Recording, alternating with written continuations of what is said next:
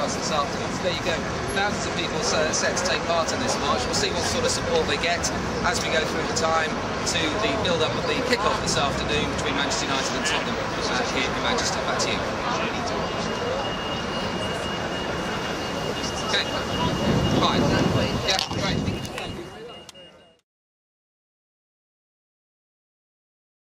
Alright, and with Gavin, and Gav, how do you see it going today, the demo? I'm hoping it's going to be very good. We're hoping to have between 2,000 and 3,000 people protesting against the Glazer ownership of the club. It's been very well received. There's more and more people arriving all the time, and I hope we have a good result at the end of it.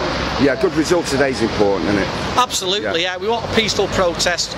We want the Glazers to know that the fans are not going to take this anymore. There's got to come a time when they have to start spending money in the club, on the team, and it's just not been happening. We're spending too much money on interest payments and not enough money on players. Well, thanks a lot, yeah, and let's hope we get a result today. Thank you very much. All right, thanks a lot. That's Cheers. People's Voice Media.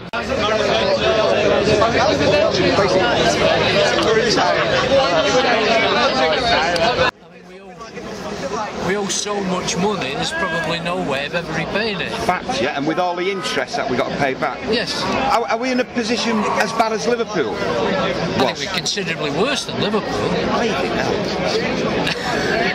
Do you mind explaining a bit why we... I think Liverpool's debts were something like 350 million, something like that. Yeah. Well, our debts are double that, aren't they? Manchester United's debts are about 700 million. So, I mean, you cannot continue to service. What happened, the simple fact of it is what happens when Ferguson leaves. Which is going to be the next season or two, yeah, if we look at. And the likelihood is, whoever takes over, there will be a slump. I've been coming a very long time, so I don't want to denigrate day trippers. Okay, yeah. Okay, because United supporters are United supporters, but I personally know people who come because it's the thing to do. I'm not saying everybody's like that, but there are a lot of people like that.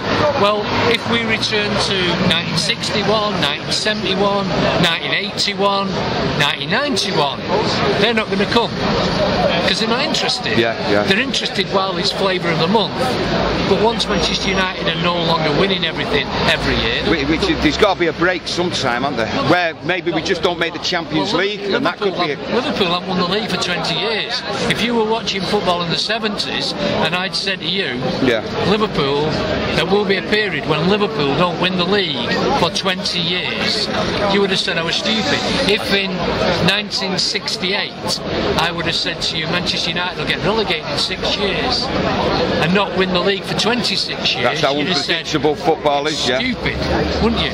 So what do you see as a bit of a solution? There is no solution. Right.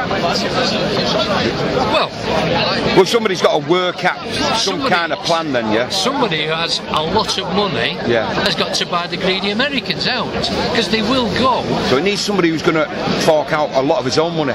Considerable money, just to get it stable. I mean, money beyond your imaginings. Right. So that's, I don't know, that's either a Chinese, an Indian, or a Middle Eastern magnate who can afford to spend £2 billion. But I don't think even Lord Sugar would have been able to step in. Why would he? He'd only do Tottenham anyway. I've no idea how much money he's got, but I suspect he's not that wealthy. Not that wealthy, is there?